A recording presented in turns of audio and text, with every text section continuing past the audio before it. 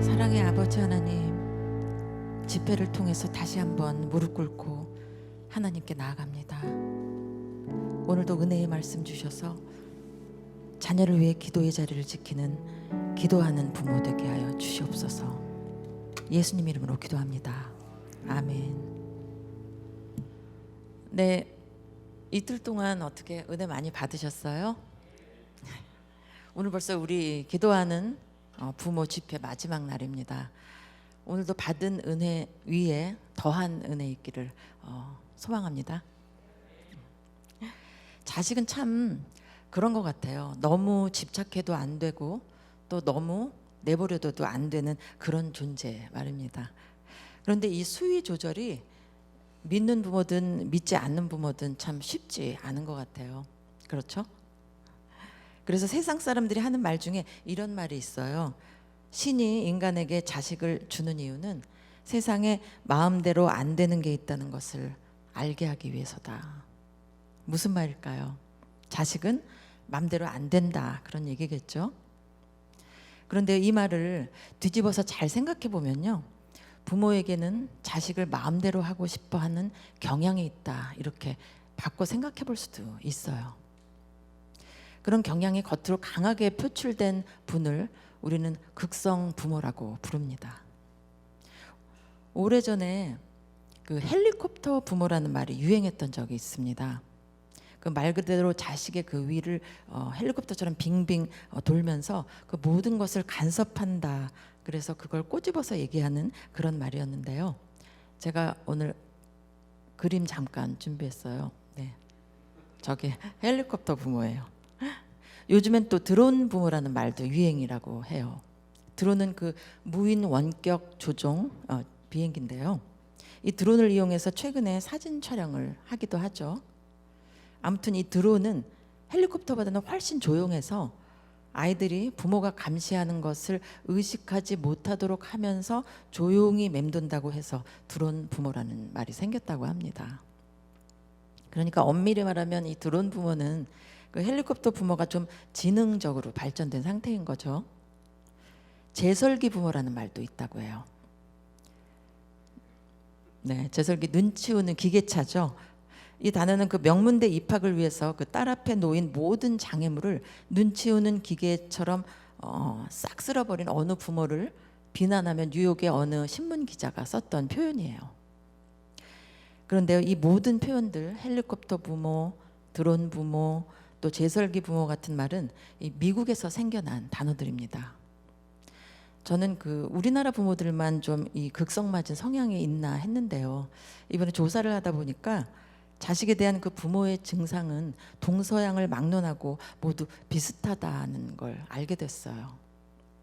실제로 그 뉴욕 타임스지가 2019년 18세에서 28세 자녀를 둔 그 부모를 상대로 실시한 설문조사에서요, 75%가량이 자녀의 병원, 미용실 방문 등의 약속을 대신 잡아주고 대학 수강 신청 마감도 챙겨준다라고 답했다고 합니다.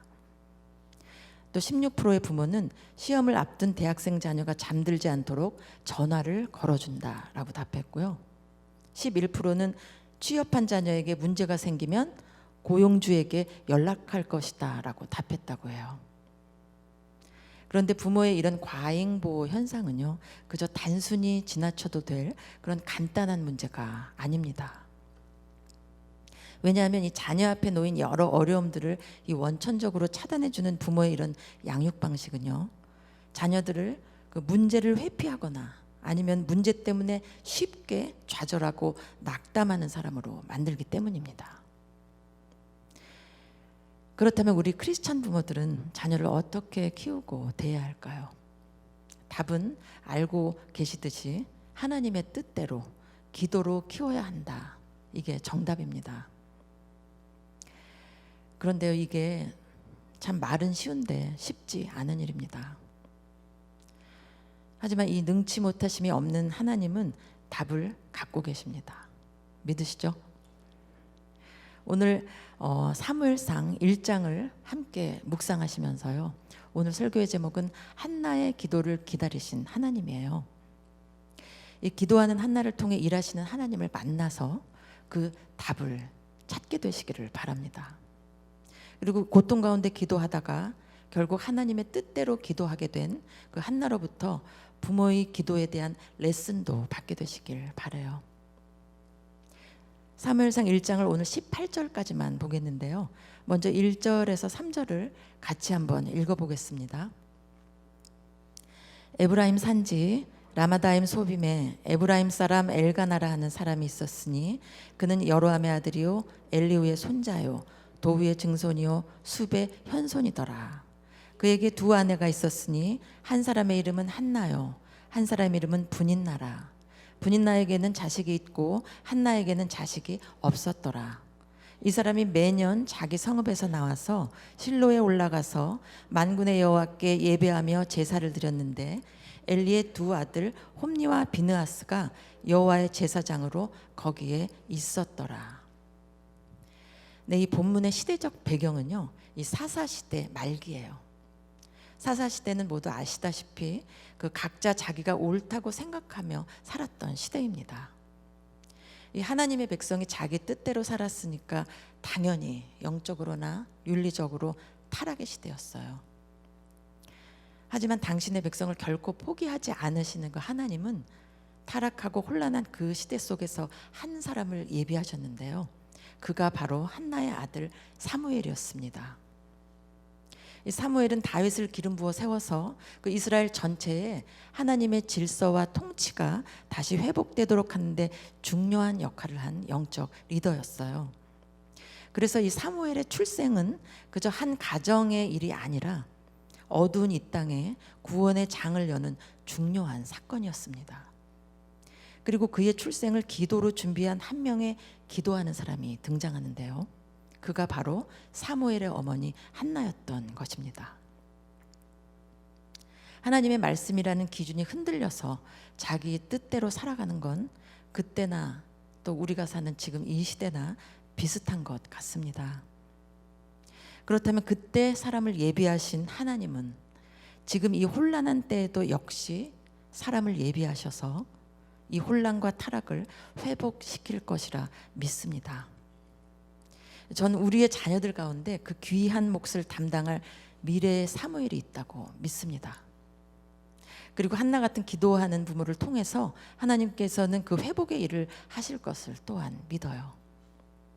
부디 이 집회 기간이 이 자녀 세대를 위해 더욱 기도하는 부모로 우리를 이끄는 그런 시간이 되기를 바랍니다.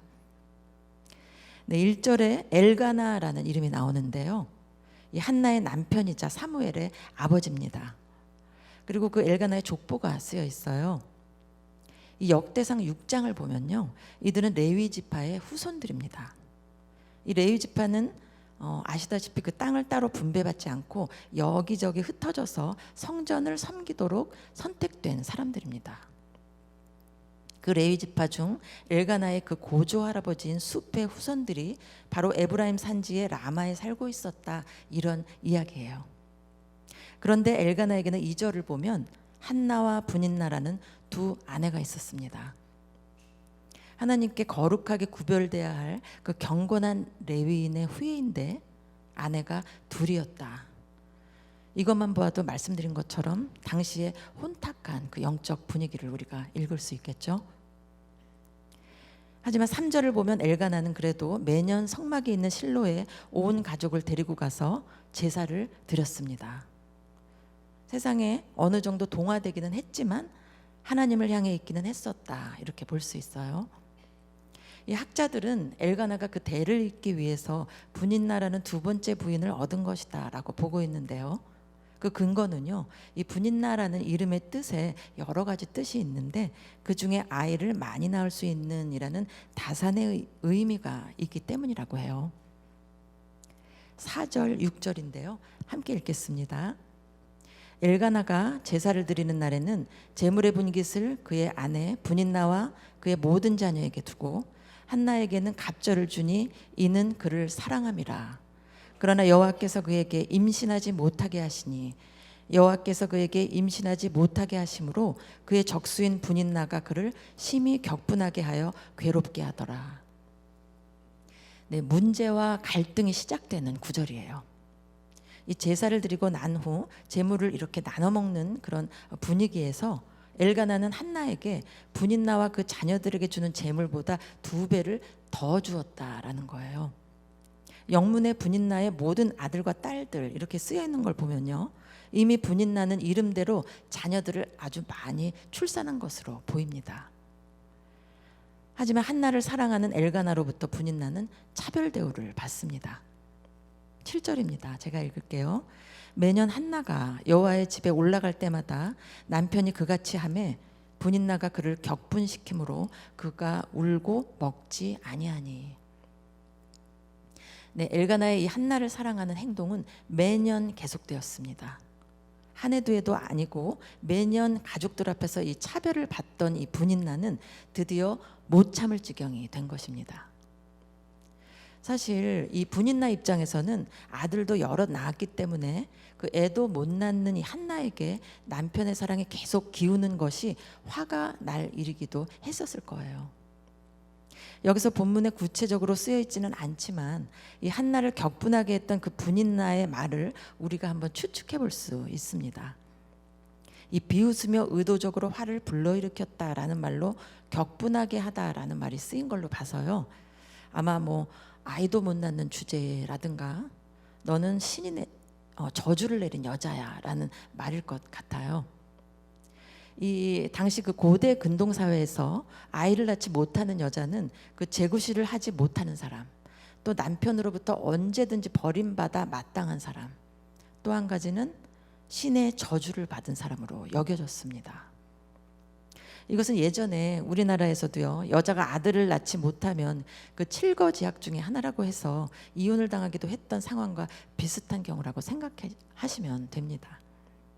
물론 8절을 보면 남편 엘가나는 사랑으로 한나를 위로했습니다. 하지만 물질로도 또 이 남편의 사랑으로도 채워지지 않는 그 어떤 상처가 한나에게 있었던 것입니다. 그건 이 아이를 낳지 못하는 것이 하나님으로부터 저주를 받은 증거라는 그 조롱의 말입니다. 그런데 좀 이상한 구절이 있어요. 5절 후반절인데요. 제가 다시 읽어볼게요. 그러나 여호와께서 그에게 임신하지 못하게 하시니. 네, 이 한나가 아이가 없음으로 인해 무시당하고 좌절한 모든 배후에는 하나님이 계시다라는 뜻이에요. 그러니까 이 불임의 원인은 한나도 아니고 엘가나도 아닌 하나님이라는 거예요. 그리고 한나가 임신하지 못함이 하나님이 하신 일이다라는 이 말은 6절에서 다시 한번 강조됩니다. 6절입니다. 여호와께서 그에게 임신하지 못하게 하심으로 그의 적수인 분인나가 그를 심히 격분하게 하여 괴롭게 하더라. 네, 우리는요, 우리 생각대로 불행한 일은 하나님이 하지 않은 일, 또 행복한 일은 하나님이 하신 일, 이렇게 구분지어서 생각합니다. 그런데요, 잘 생각해 보세요. 오늘 한나의 불임, 그리고 그 불임으로 인해 놀림받는 그 고통스러운 일이 바로 하나님이 하셨다라고 쓰여 있어요. 우리 눈에 불행한 일처럼 보여도요, 그 일이 하나님이 하신 거면 그 일의 결론은 불행이 아닌 것입니다. 왜냐하면요, 하나님은 그 일을 통해 반드시 당신의 선한 계획을 이루실 것이기 때문이에요. 네, 아무리 어려운 문제라도요, 이 정답을 알고 보는 시험은 어렵지 않은 법입니다. 그러니까 우리 삶에, 또 우리 자녀의 삶에 불행이라는 일이 닥치면 우리는 이렇게 생각해야 해요. 아, 조금 어려운 시험지를 내가 받았구나. 이 문제 출제자가 이 시험을 패스시켜서 날 한 학년 올려보내고 싶은가 보다라고 생각하시고요, 그 답안지에 최후 승리라고 쓴 다음에 하나님께 그 문제를 들고 나가서 기도해야 합니다. 이 과정을 한나가 지금 걷고 있는 거예요. 9절 10절입니다. 그들이 실로에서 먹고 마신 후에 한나가 일어나니 그때 제사장 엘리는 여호와의 전 문설주 곁 의자에 앉아 있었더라. 한나가 마음이 괴로워서 여호와께 기도하고 통곡하며. 네, 한나는 마음이 괴로워서 통곡하며 기도합니다. 오늘 본문을 보면 기도한 사람은 한 명뿐이에요. 분인나도 어떻게 보면 나름대로 엄청 스트레스 받았을 텐데요. 분인나에 대한 기록은 딱 두 가지뿐입니다. 분인나는 아이가 있었다. 분인나는 한나를 격분시켰다. 괴롭고 힘들었던 분인나였지만 기도했다는 기록은 없습니다. 엘가나도 마찬가지입니다. 자신의 말로 또 물질로 한나를 위로했다는 기록은 있지만 한나를 위해 기도했다는 기록은 없어요. 제사장 엘리도 마찬가지입니다. 의자에 앉아 있었다라는 기록과 한나가 기도할 때 그녀를 자세히 보았다라는 기록은 있어도요, 그가 기도했다는 내용은 없습니다. 심지어 한나가 구하는 것을 하나님께서 응답할 거라고 한 그 축복의 말도 한나와의 대화 중에 나온 답변이지 하나님을 향한 기도는 아니었어요. 영적으로 어두운 시대, 각자 소견대로 그 멋대로 살던 이 시대에는 기도하는 사람이 없었던 거예요. 기도하는 사람이 많지 않았다는 건 그 영적 어두움의 시대적 특징뿐만 아니라요, 개인적인 신앙생활의 바로미터이기도 합니다. 그러니까 내가 오늘 기도를 하고 있는지 그렇지 않은지를 보면 내 신앙 상태도 알 수 있는 거예요. 구절을 보면 한나는 가족 모두가 제사를 드린 후 제물을 먹고 마신 다음 혼자 일어나 여호와의 전으로 가서 기도를 했습니다. 한나는 늘 하나님께 기도하는 습관이 있었던 거예요. 왜냐하면요, 기도하는 습관이 몸에 배어있지 않은 사람은요, 괴롭다고 기도하지 않습니다. 아니, 기도의 습관이 몸에 배어있지 않으면 괴로울수록 기도가 더 나오지 않습니다. 바빠서 기도할 시간이 없다고 하는 사람도요, 시간이 주어지면 기도하지 않아요. 이 기도하지 않게 되는 21가지 이유라는 그 윤성호 목사님의 책이 있어요. 이 책에 나오는 내용을 제가 몇 가지만 읽어드릴게요. 기도를 하지 않는 이유는 내 마음대로 하고 싶기 때문이다. 기도를 하지 않는 이유는 자신이 무능하다는 사실을 모르기 때문이다. 기도를 하지 않는 이유는 성령님과 교제하지 않기 때문이다. 기도를 하지 않는 이유는 하나님의 전능함을 믿지 못하기 때문이다. 기도를 하지 않는 이유는 확신이 올 때까지 기도해 본 적이 없기 때문이다. 기도를 하지 않는 이유는 기도의 유익함을 모르기 때문이다. 기도를 하지 않는 이유는 기도한다고 무슨 대단한 일이라도 일어나겠느냐라는 생각 때문이다. 전 이 기도하지 않게 되는 이유를 쭉 읽다 보니까요, 기도하지 않는 이유는 한마디로 하나님과 친하지 않아서다라는 생각이 들었어요. 이 굳이 친하지 않은 하나님께 내 삶에서 벌어지는 이런저런 일들을 미주알 고주알 이야기할 필요가 없는 거죠. 그러고 보면 이유가 괴로움이었을지라도 한나는 그 전능한 하나님을 믿고 있었고 또 하나님과의 교제가 있던 그런 여인이었던 거예요. 그래서 평상시 늘 이야기를 나누던 하나님께 자신의 그 이런저런 슬픔을 터놓은 거예요. 그 표현이 15절 후반에 나옵니다. 한나가 대답하여 이르되 내 주여 그렇지 아니하나이다. 나는 마음이 슬픈 여자라. 포도주나 독주를 마신 것이 아니요 여호와 앞에 내 심정을 통한 것뿐이오니. 네, 이 술을 마신 줄 알고 끊으라고 말하는 그 제사장 엘리 앞에서 한나는 이렇게 이야기합니다. 여호와 앞에 내 심정을 통한 것뿐이오니. 이 통하다라는 뜻은요, 하나도 남김없이 다 쏟아부었다라는 말이에요. 내 마음속을 다 털어놓는 사이, 그 사이는 바로 친밀한 사이에서만 가능한 일입니다. 친한 사이에는 비밀이 없잖아요. 이 친한 사이에는 정말 드문드문 참 만나는 그 친구는요, 속으로 뭐 안부나 묻거나 그런 간단한 이야기만 하지 속의 이야기를 하지 않아요. 하나님과 친하다는 것도 똑같은 거예요. 괴로울 때 주님의 얼굴 보라라는 찬양에 이런 가사가 있어요. 세상에서 시달린 친구들아, 위로의 주님 바라보아라. 주의 이름을 부르는 모든 자는 힘주시고 늘 지켜주시리. 전 한나의 기도가 바로 이 찬양 가사와 같은 마음으로 드린 기도라고 여겨집니다.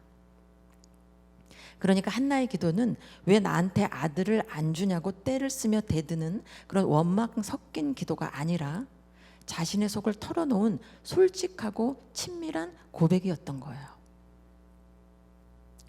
여러분, 하나님께 뭔가 부탁하기 전에 여러분의 마음을 한번 나눠보세요. 주님, 저 힘들어요. 하나님, 저 많이 지쳤어요. 우리 아이가 사춘기인가 봐요. 할 얘기 많잖아요. 그렇게 우리 깊은 속을 하나님께 가져갈 때 하늘의 위로와 안식을 얻게 되시리라 믿습니다. 11절입니다.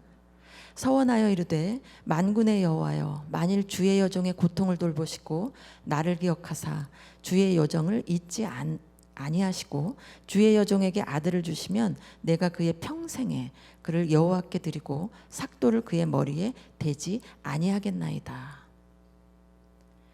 네, 하나님께서 한나를 임신하지 못하게 한 이유가 바로 여기 있습니다. 하나님께서는 바로 이 서원 기도를 기다리신 거예요. 기도 내용을 살펴보면요, 한나는 여종의 고통을 돌보시고 라는 표현을 썼어요. 자신을 하나님의 종이라고 말한 거예요. 이 종이란 하나님의 소유다라는 뜻이기도 하고요, 하나님께 절대 순종하는 자라는 의미도 있어요. 나를 기억하사라는 말도 합니다. 혹시 하나님께서 기억하지 못하나 해서 드리는 말일 텐데요, 왜 이런 기도를 했을까요? 하나는 그동안 기도로 하나님과 교제해 왔기 때문에 아이가 없는 건 하나님의 저주라는 그 사회의 통념과 조롱을 받아들일 수가 없었던 거예요. 믿고 싶지도 않았겠죠. 자신은 저주받은 자가 아니라 하나님이 돌보고 기억하는 그 여종임을 다시 한번 확인하고 싶었던 거예요. 그러면서 한나는 자신에게 아들을 주시면 그 아들을 다시 하나님께 드리겠다 이렇게 서원합니다. 그런데요, 이 서원 기도를 잘 보면요, 일반적인 서원 기도와는 조금 다르다는 걸 알 수 있어요. 예를 들면 일반적인 서원 기도는요, 하나님이 A를 해주시면 제가 B를 할게요 라는 식이에요. 이런 거죠. 하나님이 이번 일만 잘 되게 해주시면 제가 다시 교회에 출석할게요. 뭐 이런 식이라는 거예요. 그런데 이 한나의 기도는 A를 해주면 내가 B를 할게요 라는 식이 아니었어요. 한나의 기도는 A를 나에게 주시면 내가 다시 그 A를 하나님께 드릴게요, 이런 기도였어요. 아들을 달라고 기도해 놓고 다시 그 아들을 하나님께 돌려준다. 좀 이상하게 들리지 않으세요? 그러니까 한나의 기도는 달라는 기도가 아니라 드리겠다는 기도였던 것이에요. 따라서 이 기도는 아들을 얻어내기 위한 몸부림이 아니었다는 결론이 납니다. 이 기도는 나도 아들을 낳아서 떵떵거리며 이 분인 나의 코를 납작하게 해줘야지. 내가 지금 남편 사랑을 독차지하고 있으니 난 아들만 있으면 만사 오케이야. 너 분인 나 기다려. 우리 하나님이 나 아들 줄 거야. 이러면서 하나님 아들 주세요. 안 주시면 끝까지 기도할 거예요. 주세요. 당장 주세요. 라는 식의 아우성치는 기도가 아니었다는 것입니다. 여러분 밴딩머신 아시죠? 이 자동 판매라고 부르죠. 제가 대학 다닐 때 이 컵라면 자판기가 학교 안에 있었어요. 공부하다가 출출하면 늘 그 자판기에서 컵라면을 뽑아 먹었거든요. 그런데 어느 날 동전을 넣었는데 라면이 나오지 않는 거예요. 그럴 때 제가 가장 먼저 하는 일은 자판기 옆을 이 주먹으로 쿵쿵 두드려 보는 거예요. 그렇게 여러 번 두드리다가도 안 되면 괜히 발로 한번 차봐요. 그래도 안 되면 성질을 냅니다. 아니 자판기 뭐야, 왜 작동을 하네, 이렇게 얘기하면서 말이에요. 그런데요, 우리가 혹시 종종 하나님을 바로 이런 자판기처럼 여기는 것은 아닐까 오늘 한번 생각해 봤어요. 기도를 그렇게나 오래 했건만 중보도 여럿이 하고 있고 때로 끼니 금식도 하고 그렇게 매달리고 있는데 새벽 기도도 하고 수요 기도회도 나가고 시간과 노력과 열심을 들여서 기도하는데 하나님 왜 내가 달라는 거 안 주세요? 우리 이렇게 이야기하고 있지는 않은가? 여러분, 기도는 내 말을 잘 듣는 전능하신 하나님께서 내가 외치는 대로 뭐든지 들어주는 그런 수단이 아닙니다. 그래서 한나의 기도를 아이를 못 가졌던 한나가 매달리며 기도했더니 하나님이 응답으로 아들을 주셨다라고 간단히 결론을 지으면 안 되는 거예요. 왜냐하면요, 그렇게 되면 우리가 열심으로 기도하지 않아서 하나님께서 응답하지 않으셨다라는 결론이 나기 때문이에요. 인간이 열심을 내면 신이 감동한다, 즉 지성이면 감천이다라는 논리는 성경적인 말이 아닙니다. 왜냐하면 하나님은 우리를 해코지 하다가 뭔가 치성을 들이면 그 해코지를 멈추는 그런 분이 아니기 때문이에요. 하나님은 천지를 창조하시고 우리를 지으신 하늘 아버지십니다. 그리고 하나님은 자신의 독생자인 예수 그리스도를 내어주며 우리를 구원하신, 우리를 너무나 사랑하시는 분이지 우리를 넘어뜨리고 힘들게 하는 그런 분이 아니라는 거예요. 그렇기 때문에 우리의 기도는 내 요구를 관철시키자라는 식이 되어서는 안 됩니다. 하나님이 들어주지 않을 때는 이유가 있는 거예요. 때가 안 돼서 조금 기다려야 한다든지, 아니면 내가 구한 게 하나님의 계획과 다르다든지, 또 아니면 좋지 않은 걸 구했던지, 암튼 하나님은 선한 무슨 이유가 있으신 거예요. 여러분 모두 믿으세요? 그럼 기도는 무엇일까요? 아니, 달래는데 안 줄 수도 있다고 하면 기도는 뭐하러 하나요? 라고 혹시 생각하는 분 계세요? 여러분, 기도는 하나님을 움직이는 수단이 아니에요. 기도는 하나님의 마음을 알아가는 통로예요. 그래서 우리의 자녀들을 위한 기도 시간은 자녀를 내 맘대로 하려는 의도로 하나님을 소환하는 것이 아니라 자녀를 향한 하나님의 마음을 알 수 있는 기회인 거예요. 오늘 한나의 이 서원 기도가 바로 그런 기도였습니다. 한나는 아들을 가져야겠다는 뚜렷한 목적을 갖고 하나님께 거래하는 기도를 한 게 아니었어요. 한나는 분인나의 약올림과 멸시가 힘들었고 아이 못 가진 게 하나님의 저주라는 그 손가락질이 고통스러웠던 거예요. 그래서 하나님이 나의 고통을 돌아보신다면, 하나님이 날 기억하신다면, 하나님이 날 잊지 않으셨다면 이라고 기도드리면서요, 하나님과 친밀했던 그 시간을 떠올렸던 거예요. 그리고 앞으로 아들을 주신다면 그 아들을 하나님께 바치고 싶다라는 말도 하게 되는 것입니다. 우리 기도하는 부모들은 이 과정을 잘 기억해야 한다고 생각해요. 제가 처음에 이 둘의 사이를 잘 주목해 보시라고 레슨을 얻을 거라고 말씀드렸잖아요. 이 하나님께서는 기도하는 한나를 통해 선한 일을 하시기 위해 그녀를 조금씩 하나님 가까이로 인도하고 계셨던 거예요. 하나님께서는 이 후세대를 책임질 자녀를 세우는 지도자를 찾으셨고요.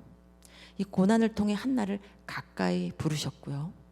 자발적으로 아들을 드리겠다고 서원할 때까지 한나를 기다려주셨던 거예요. 사실 하나님께서 사무엘을 쓰시려고 할 때 가장 걸림돌이 될 사람은 누구였을까요? 바로 부모예요. 부모가 동의하지 않은 상태로 하나님이 그 자녀를 쓰신다? 부모가 엄청 시험 들 거예요. 인격적인 하나님은 그래서 기도하는 한나가 자발적으로 세상에서 가장 귀한 자기 자녀를 하나님께 맡길 수 있도록 그녀의 서원 기도를 기다리신 거예요. 사실 내 자녀는 우리보다 하나님이 더 애지중지하는 존재입니다. 그래서 솔직히 말하면 내 자녀의 친부모는 하나님이시고요, 우리는 위탁부모인 거예요. 요즘 임보처라는 말을 많이 쓰던데요, 임시보호처소라는 뜻이에요. 임보처, 우린 자녀들의 임보처인 거예요. 왜냐하면 내 자녀의 영원한 처소는 바로 하늘아버지의 품이기 때문입니다.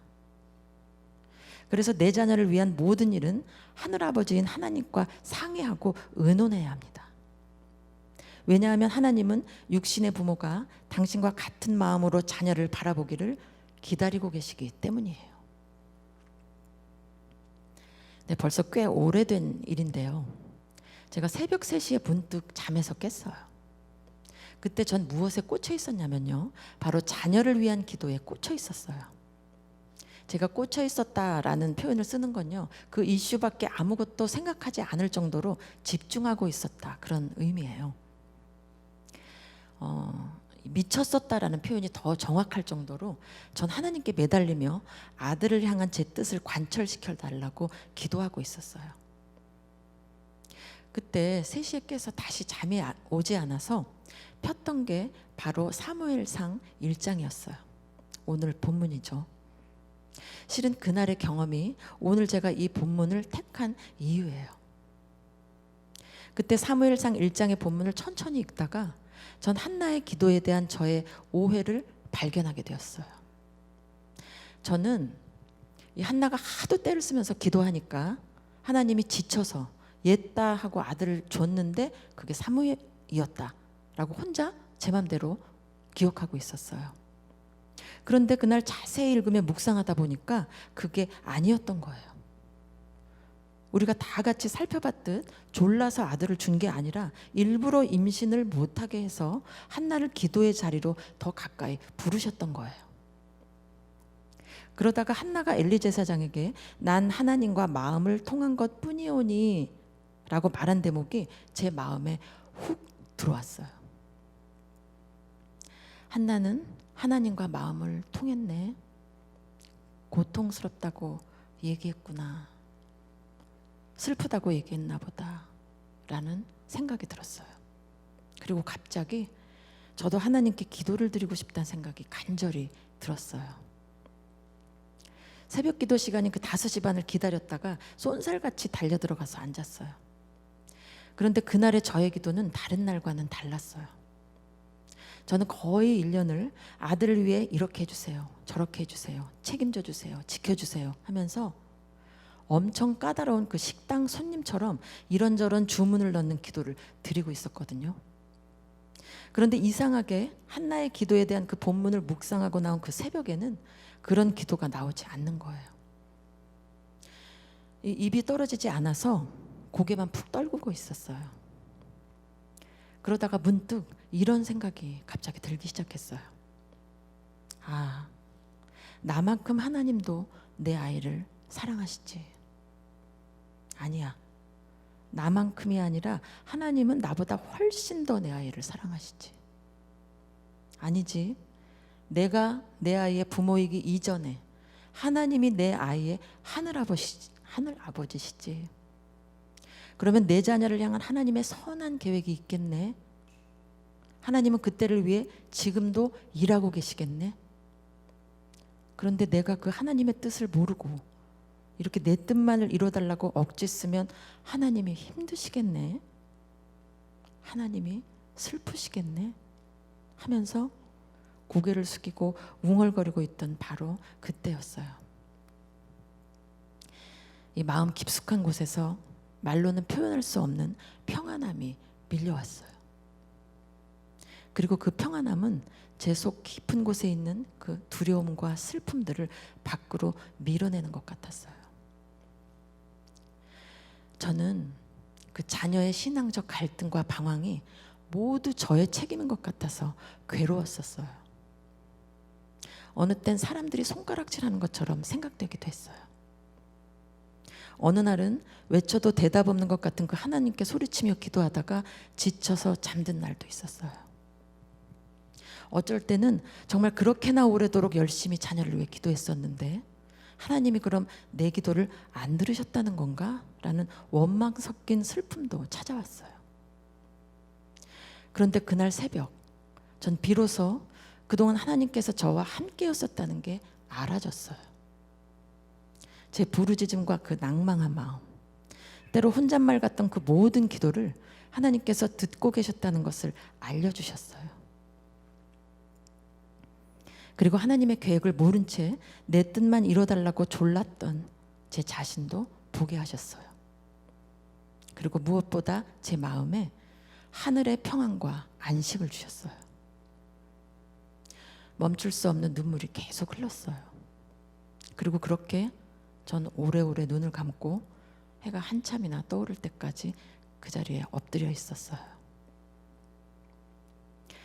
그날 이후 전 자녀에 대한 마음과 기도를 바꿨어요.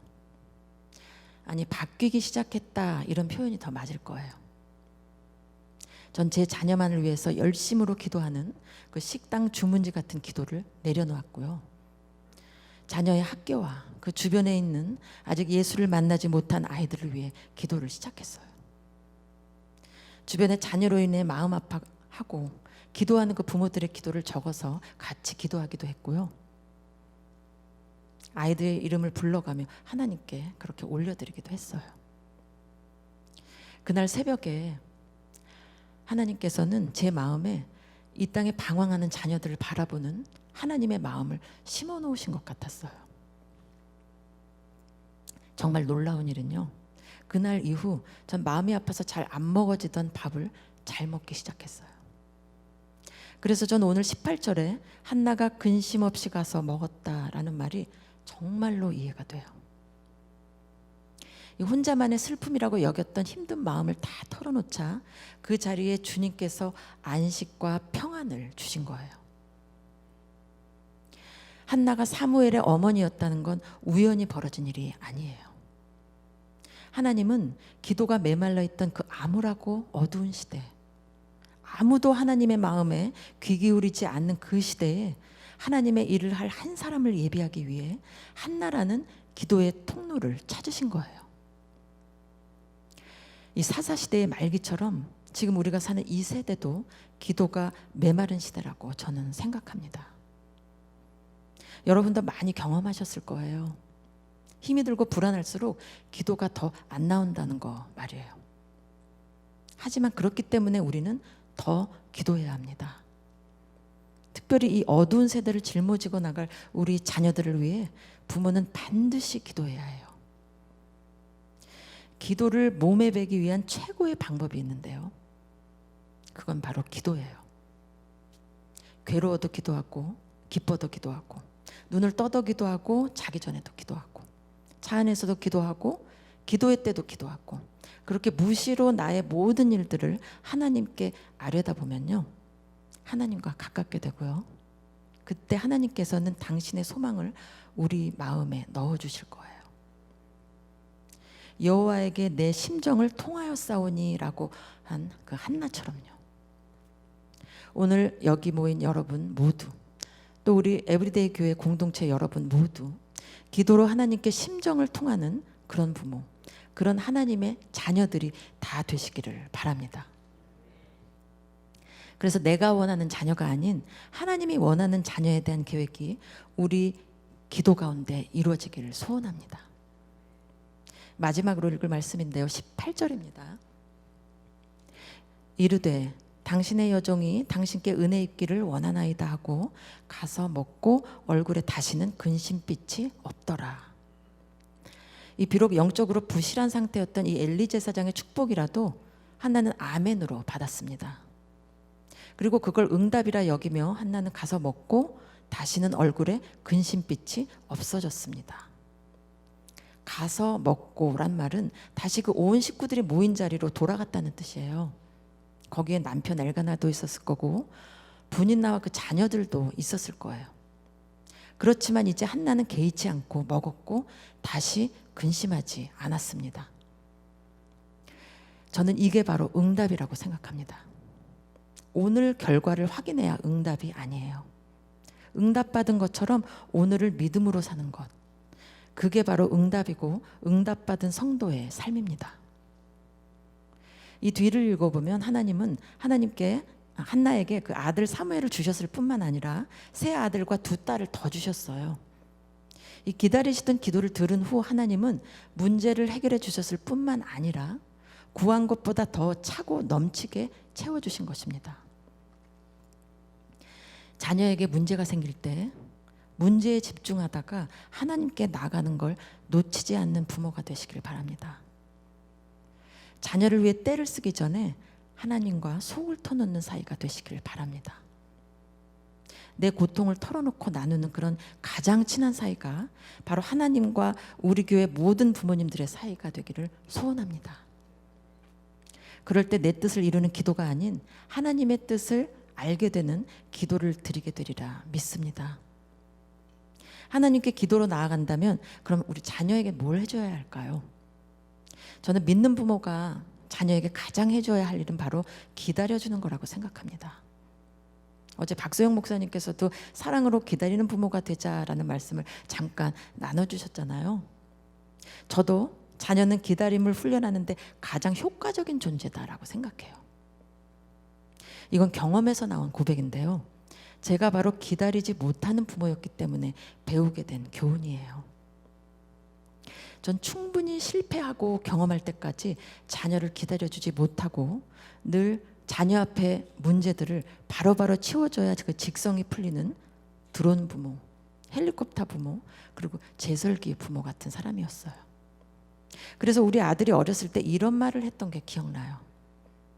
엄마, Please give me chance to fail. 제게 실패할 기회를 주세요. 저는 제가 그때 너무 잘하고 있다고 생각했어요. 최선의 엄마로서 나는 상 받을 만하다 이렇게 스스로를 여겼었죠. 그러다가 어느 날 하나님이 깨닫게 해주신 게 있어요. 그건 바로 하나님께서 내 자녀를 기다리고 계신다는 거예요. 전 자녀가 전혀 방황하지 않고 조금도 흔들리지 않게 해달라고 기도했었어요. 저처럼 몇십 년 동안 방황하다가 하나님을 만나게 될까 걱정이 됐었거든요. 그런데 하나님의 뜻은 저와 달랐어요. 하나님은 제 자녀의 방황을 기꺼이 받아들여 주셨고요. 지금도 기다리고 계세요. 그리고 제게 그 기다림을 함께 하기를 원한다고 알려주셨어요. 이 자리에 있는 모든 부모 여러분, 하나님이 기다리신다면 그 기다림의 끝은 승리라고 믿으시기 바랍니다. 그래서 우리가 할 일은 자녀를 닥달하며 불안하고 절망할 게 아니라 그들을 위해 기도하며 기다려주는 것입니다.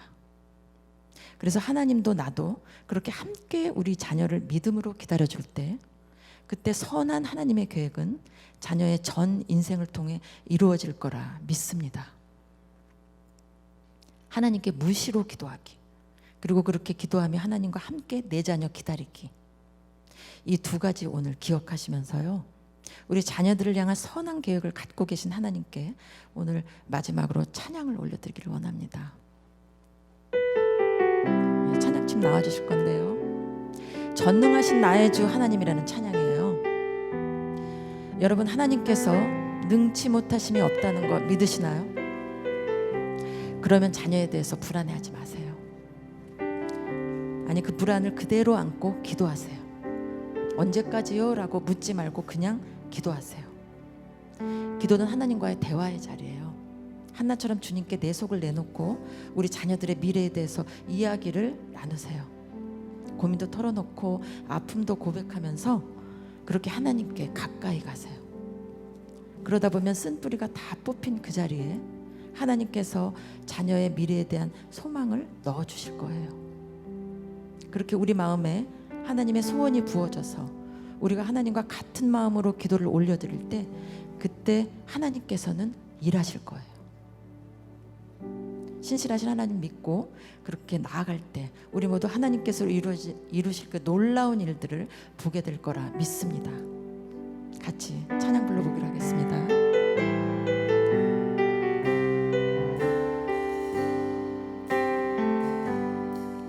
전능하신 나의 주 하나님은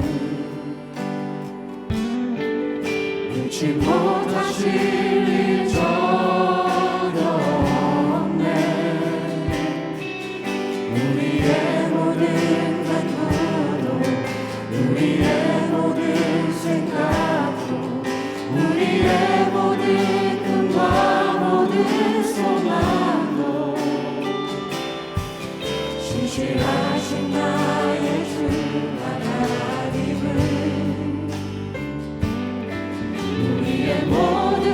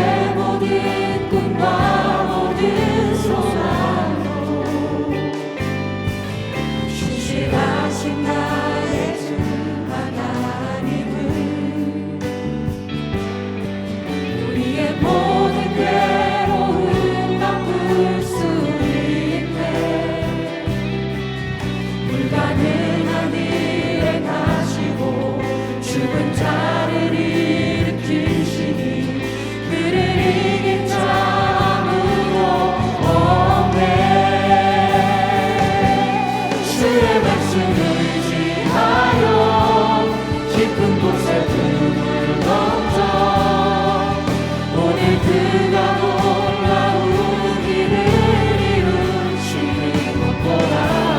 주의 말씀을 의지하여 믿음으로 등을 던져 믿는 자에게 끝이 못하겠네. 네, 여러분, 자녀는 하나님의 기업이고 상급이라고 하셨어요. 우리가 먼저 기도 올릴 것은 자녀를 주신 하나님께 감사드리면서 자녀를 내 뜻대로 하려던 마음을 내려놓게 해달라고 기도하는 거예요. 자녀를 통해 얻은 기쁨에 감사하면서 하나님께서 그 자녀에게 품은 계획이 이루어지도록 기도해야 하고요. 벌어지는 모든 일들에 주님께서 함께 하실 걸 믿도록 도와달라고 기도해야 합니다. 그리고 우리 자녀의 하늘 부모 되시는 하나님께 우리의 자녀들의 일들도 의논 드리길 바랍니다. 혼자 해결하려던 버릇 버리고 하나님의 선하시고 전능하신 팔에 자녀들을 올려드리길 원합니다. 우리보다 1000배 만배 선하신 그 하나님을 믿으면서요, 내 자녀뿐만 아니라 자녀의 친구 또 우리 에브리데이 공동체의 모든 자녀들에게 하나님의 뜻이 이루어지도록 하는 기도를 함께 드리시겠습니다. 기도하시겠습니다. 하나님 아버지, 하나님의 전능하심을 찬양합니다. 천지를 창조하시고 이 세상 모든 만물의 주권자 되신 하나님 안에 능치 못하심이 없음을 믿으며 나아갑니다. 주님, 부족한 저희를 부모라는 이름으로 세워주시고 그 위에 자녀라는 상급까지 주셨음을 감사드립니다. 욕심에 눈 멀고 세상에 귀 기울이 시작한 건 자녀보다 저희가 먼저였음을 회개합니다. 자녀는 부모의 거울이건만 잘못된 부모로서의 삶을 회개하지 못하고 자녀의 모습만을 보고 실망하고 낙담했던 저희를 용서하여 주시옵소서. 우리 뜻 내려놓고 하나님의 뜻을 구하기를 소원합니다. 우리의 뜻이 이루어지도록 때를 썼던 것 회개합니다. 오직 하나님의 뜻이 우리 자녀를 통해 이루어지도록 기도합니다. 아버지, 기도를 하지 않았던 저희의 완악함 역시 보게 하시니 감사드립니다. 우리의 정말 먼지 같은 능력과 연약하게 짝이 없는 알량한 힘으로 자녀를 인도하려 했음을 회개합니다. 먼저 기도하지 않고 세상 정보에 매여 자녀를 좌지우지하려 했음 또한 회개합니다. 우리보다 더 마음 아팠을 하늘아버지께 우리 자녀의 미래를 맡겨드립니다. 그들의 길 위해 함께 하실 것을 믿습니다. 어리석고 연약한 저희 무지 또한 내려놓습니다. 능력의 주님을 믿지 못하고 늘 전전긍긍하며 내 뜻만을 올려드린 좁은 마음 용서하여 주시옵소서. 내 자녀도 인격체요 하나님 인격체이건만 이 무지하고 이기적인 저희는 그저 내 뜻만을 이뤄달라고 매달렸습니다. 하나님 아버지, 이 어두운 시대에 하나님의 음성을 알아듣고 순종하는 귀한 하나님의 종이 우리 자녀들 중에서 나오게 하여 주시옵소서. 다음 세상을 위해서 기도합니다. 그 세상이 부모인 우리들 마음대로 되지 않고 하나님의 뜻대로 되기를 간구합니다. 어두운 이 시대, 정말 사사지 같은 이 기도하는 사람이 드문 세계에 기도하는 부모의 집회를 열도록 인도하심을 감사드립니다. 네, 우리 한 번 더 기도할 것은 기다리는 부모가 되기를 간구하는 것입니다. 우리는 늘 재촉하고 서두르지만 이 오래 참으시는 사랑의 하나님께서는 부족한 저희 부모들도 지금까지 기다려주셨습니다. 그 사랑을 기억하며 하나님의 사랑을 받은 우리 부모들이 우리 자녀를 그렇게 기다려주기를 기도하겠습니다. 하나님보다 앞서가지 않는 부모 되게 해달라고 기도의 자리를 지키며 사랑으로 그들을 안아줄 수 있는 그런 주님 닮은 우리 부모들 되게 해달라고 기도하면서요, 우리 입술을 통해 하나님의 계획이 드러나는 그런 귀한 간증이 우리 삶에 나타나기를 간구하며 다 같이 기도하겠습니다. 하나님 아버지, 자녀를 기다린다는 건 우리 혼자의 기다림이 아닌 주님과 함께하는 확신에 찬 승리의 기림을 선포합니다. 문제를 보지 않게 하시고 이 문제 뒤에 계시는 하나님의 크신 계획을 보며 우리 자녀들을 믿음으로 기다려주는 부모 되기를 간구합니다. 사랑의 아버지 하나님, 하나님께서 기다려주시는 우리 자녀들 섣부른 마음으로 실망하거나 재촉하지 않기를 또한 기도합니다. 그들이 겪는 모든 경험들에 주여 함께 하셔서 그들로 하여금 세상과 어울리는 것보다 주와 함께하는 인생이 얼마나 은혜이고 복된 인생인지를 알게 하여 주시옵소서. 하나님을 사랑하기보다 자기를 사랑하고 돈을 사랑하고 쾌락을 더 사랑하는 이 시대에 우리 자녀들이 살고 있습니다. 주님, 우리 자녀들을 불쌍히 여겨 주시옵소서. 진리에 도달할 수 있는 지식을 주시고 예수 그리스도를 인격적으로 만나는 구원의 길을 열어주시옵소서. 소리에 귀 기울이다가 방황하게 될 때에도 돌아올 곳이 있도록 우리 부모된 자들에게 예수 그리스도의 사랑을 부어주시어 우리 자녀들을 사랑으로 기도하며 기다릴 수 있기를 기도합니다. 또한 아버지 하나님께 기도하며 맡긴 것에 대하여 인간적인 부모의 마음으로 다시금 불안해하며 낭망하지 않도록도 지켜주시옵소서. 하나님의 넓고 깊고 큰 계획을 바라보며 너끈히 우리 자녀의 성장을 바라볼 수 있도록 우리 부모들의 성급함을 다스려 주시고 우리로 하여금 하나님과 매일 교제를 나누는 귀한 친밀함을 오늘 이 자리에 모인 모든 부모들이 누릴 수 있기를 간구합니다. 헛된 영광을 바라는 부모 되지 않도록 붙들어 주시고 오직 하나님을 바라고 사랑하는 하나님의 착하고 충성된 종으로서의 부모가 되기를 소원합니다. 그래서 그 모습을 보고 하나님의 사랑을 깨닫는 우리 자녀들 되게 하여 주시옵소서. 기다려주고 믿어주는 하나님, 아버지의 사랑을 우리 자녀들이 깨달아 알 수 있도록 저희를 하나님의 사랑을 전달하는 은혜의 통로로 써주시옵소서. 그렇게 하실 하나님을 찬양합니다. 네, 우리 모두 일어서서 나는 믿네 같이 찬양하시겠습니다.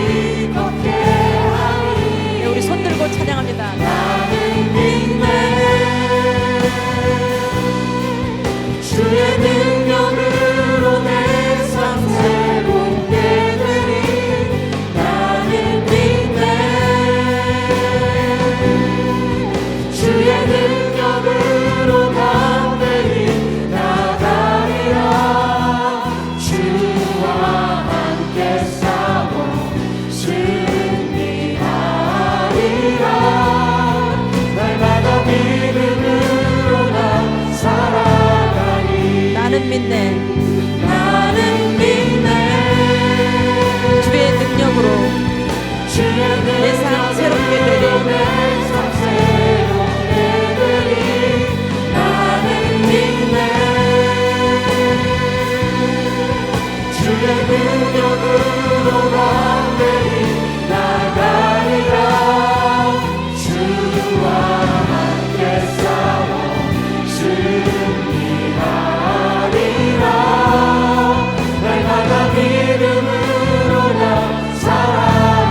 날마다 믿음으로 나 살아가리. 날마다 믿음으로 나 살아가리. 아버지 하나님, 정말 거친 파도 같은 세상을 사는 저희에게 우리의 자녀들이 걱정되고 염려스러웠습니다. 하지만 이제 부모인 우리가 주님의 날개 아래 거하면서 자녀들을 믿음으로 주께 맡기기를 기도드립니다. 우리로 늘 기도하게 하시고 그렇게 하나님께 가까이 가면서 우리 부모들의 기도 안에 하나님의 뜻이 담겨져 가길 바랍니다. 그 뜻 안에서 우리 사랑하는 자녀들이 세상을 밝히는 회복의 통로로 사용되길 소원합니다. 또한 하나님의 뜻이 이루어져가는 것을 기쁨으로 기다리며 감사로 찬양하는 우리 부모들 되게 하시고 그 귀한 길을 걸어갈 때 합심하여 기도하는 믿음과 사랑의 기도 공동체가 우리 에브리데이 공동체가 되기를 간구합니다. 자녀를 통해 하나님의 마음을 알게 하심을 다시 한번 감사드리며 우리의 유일한 방패요 구원 되시는 구주 예수 그리스도의 이름으로 기도드립니다. 아멘.